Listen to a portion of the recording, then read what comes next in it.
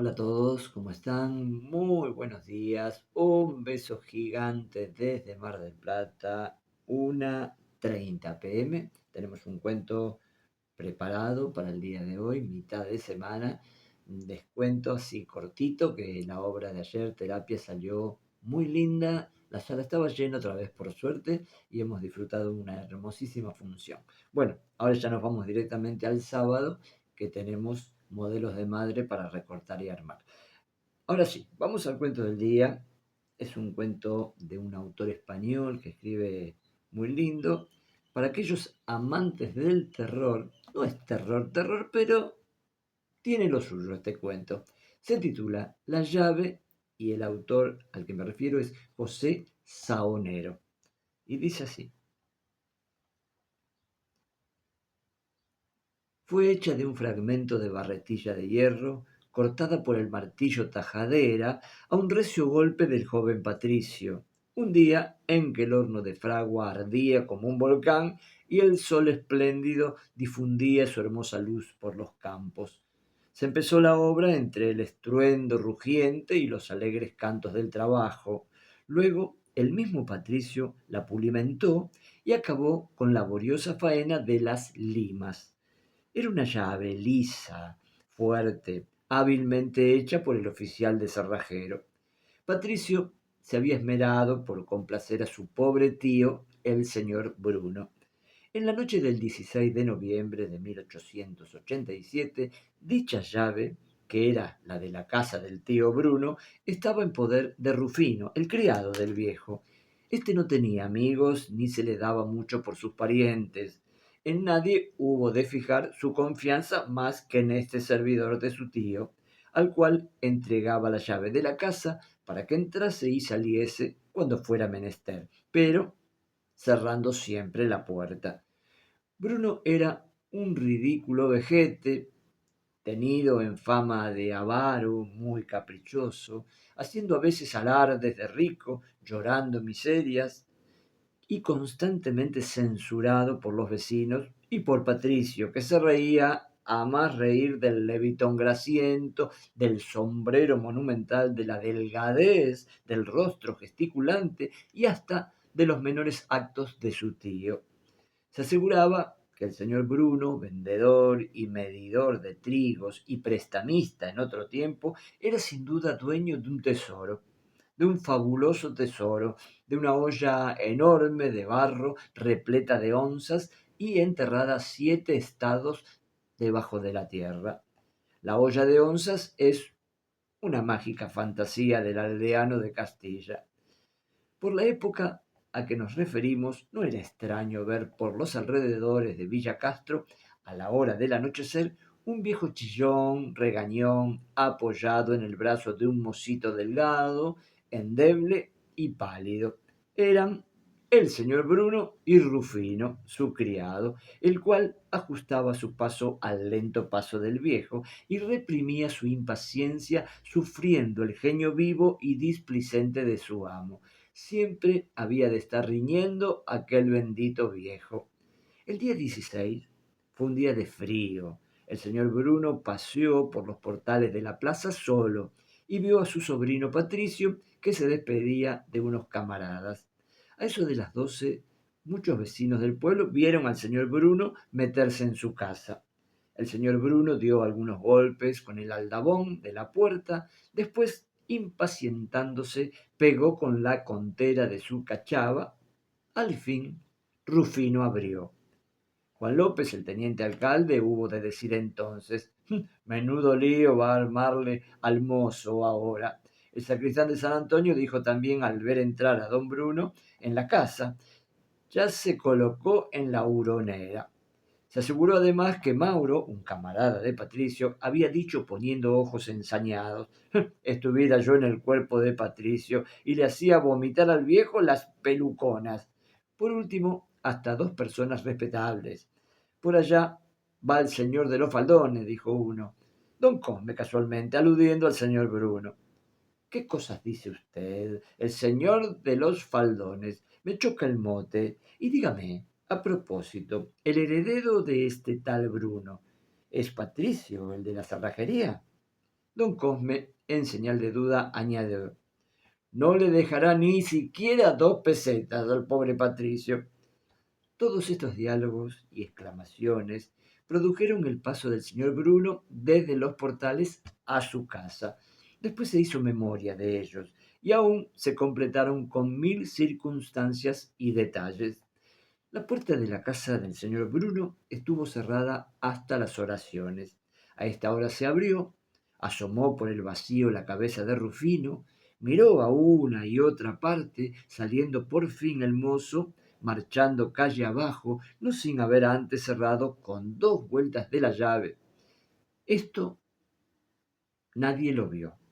2 horas después, el callejón solitario, a cuyo extremo y cerca de la plaza vivía el señor Bruno, se hallaba en sombras. No se oía ni el más leve ruido.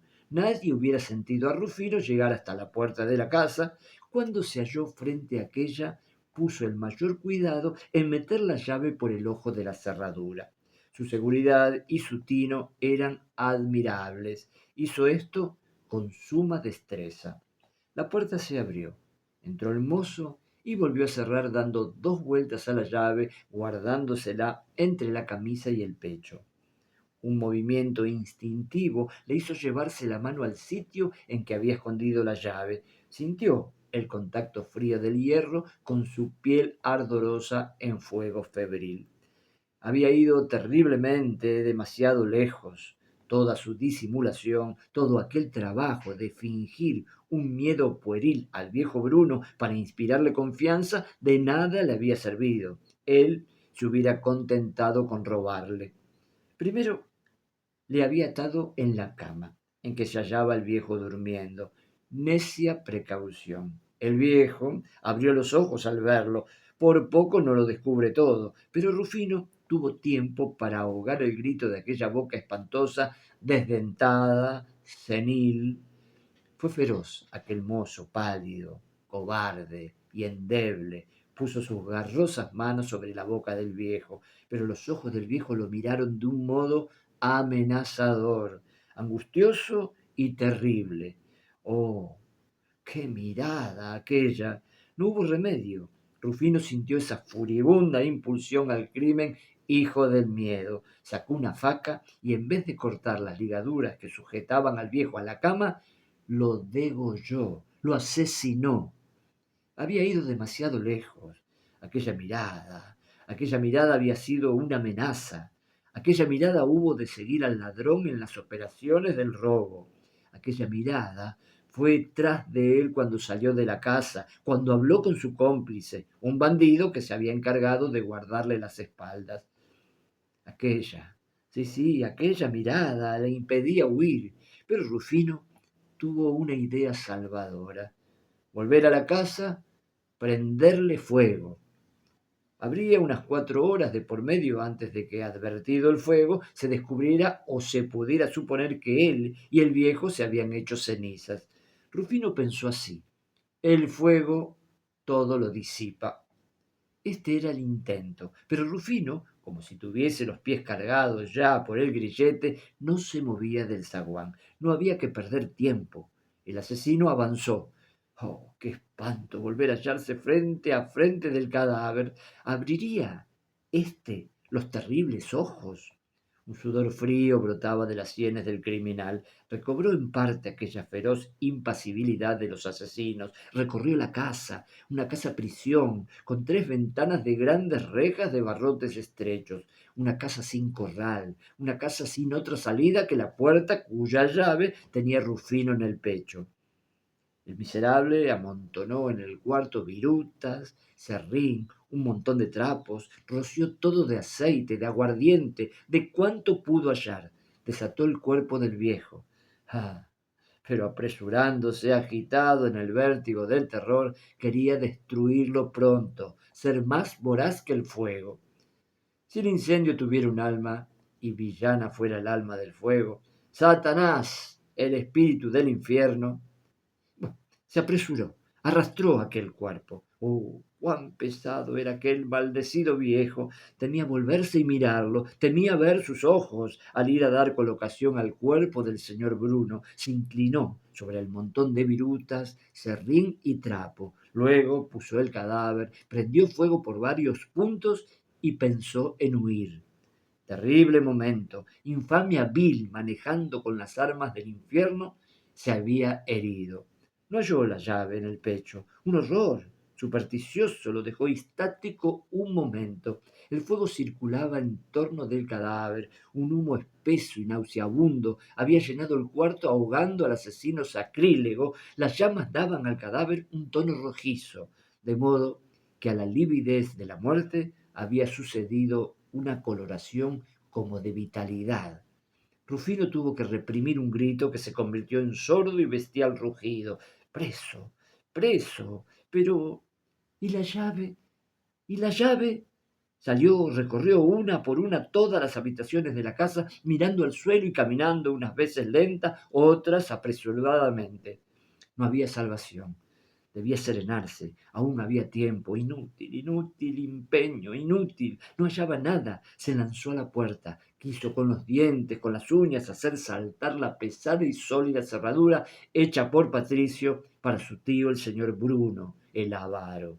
Oh, miserable Rufino. El viejo brujo andaba en aquello. El paso de una fiera hambrienta en su jaula es giro gracioso si se compara con el vertiginoso revolverse de un asesino cuyo crimen se ha hecho prisión. No era capaz Rufino de un crimen como aquel. Era endeble y tímido. Además, él hubiera huido. Él no tenía interés en cometerlo. Él había dado voces de socorro. A todo atendió el criminal una vez que se vio fuera de la horrible casa. Recobrada su serenidad, no sabemos qué serie de pruebas o indicios se acumularon sobre el sobrino del señor Bruno, mozo por otra parte de honrados antecedentes, pero sin que nadie pudiera en un principio explicarse cómo se halló la llave de la casa bajo el cadáver del viejo. La aparición de la llave hizo palidecer intensamente a Rufino, pues el talismán que descubrió el criminal, al inclinar el cuerpo para colocar el cadáver sobre el montón de trapos, la llave se le había caído del pecho. Después, sin advertirlo, como en aquel terrible momento, colocó el cadáver sobre la llave. La llave fue la salvación de Patricio, aquella bendita llave que él había pulido con la lima, la llave que él había fraguado un día en que el hornillo ardía como un volcán y el sol espléndido difundía su luz por los campos. He aquí el final del cuento de José Saonero, La llave. Bueno, espero que les haya gustado. Hemos cambiado un poquito la tonalidad de los últimos cuentos y bueno, aquí va este estilo de escritura de José Saonero, La llave. Les mando un beso grande y nos encontramos mañana con un nuevo cuento. Abrazote.